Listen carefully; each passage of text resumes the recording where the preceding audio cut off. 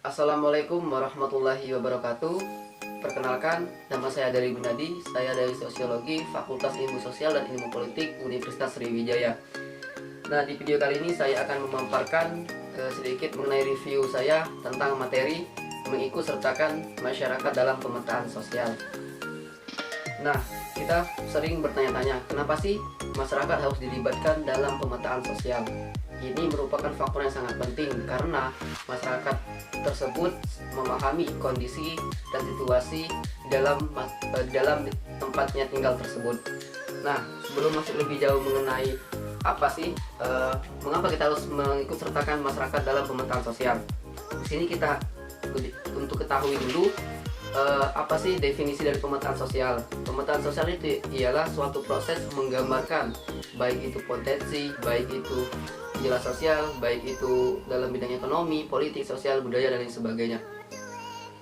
Nah, sebelum kita melakukan pemetaan sosial, alangkah baiknya kita harus memahami terlebih dahulu apa saja sih langkah-langkah yang harus kita lakukan untuk terjun ke lapangan untuk mencari informasi yang akan kita gali. Pertama, kita harus memperkenalkan diri terlebih dahulu kepada kepala desa, tokoh-tokoh yang berpengaruh di sana. Kemudian kita melakukan memahami dulu potensi yang ada di sana. Kemudian kita meminta izin ke kepala desa, tokoh-tokoh berpengaruh untuk meminta masyarakatnya untuk memberikan informasi kepada kita. Kemudian mengatur pertemuan dengan kelompok masyarakat yang telah kita pilih tadi. Kemudian kita mencatat semua pertanyaan-pertanyaan, semua hasil yang kita dapat oleh kelompok tersebut. Nah, kemudian setelah kita memenuhi langkah-langkah dan syarat-syarat tersebut, kita akan mencari dinamika sosial yang berkembang di sana ataupun isu-isu yang sedang berjalan di sana.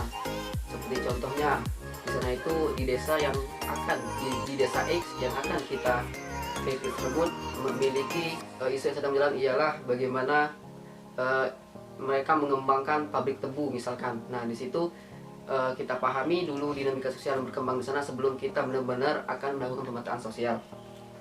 Kemudian setelah kita memahami dinamika sosial di sana, kita akan memahami akan mencari yang namanya kelompok sosial, kelompok yang berpengaruh di sana. Seperti contohnya itu kelompok berdasarkan jenis kelamin, baik laki-laki, perempuan maupun campuran. Nah, kelompok sosial yang dimaksud di sini ialah asosiasi pemuda, kelompok kerja, koperasi desa, dan lain sebagainya. Kemudian setelah itu kita melakukan pemilihan pada kelompok tersebut. Bagaimana kita melakukan pemilihan itu dari 3 sampai 6 kelompok berdiri sampai 8 sampai 10 orang. Kemudian kita melakukan diskusi seperti contohnya itu ialah FGD. Kita di situ mengundang mudah-mudahan masyarakat, tidak mengundang orang-orang yang berpengaruh di sana supaya data yang kita hasilkan nanti tidak terpengaruh oleh orang-orang di sana, benar-benar data dari masyarakat tersebut. Nah, kemudian setelah kita tadi menemukan kelompok masyarakat, kita akan mengidentifikasi mana sih kelompok masyarakat yang benar-benar berpengaruh di sana, benar-benar yang akan kita ikut sertakan dalam proyek kita. Setelah itu, setelah adanya kelompok sosial ini kita eliminasi, terus kita validasi lagi pemilihan kelompok ini. Kemudian kita akan melakukan yang namanya rapat pimpinan dan rapat kelompok anggota. Nah, di sini kita cari dan kita seleksi benar-benar kelompok mana saja sih yang akan kita benar-benar kita ikut sertakan dalam pemetaan sosial ini.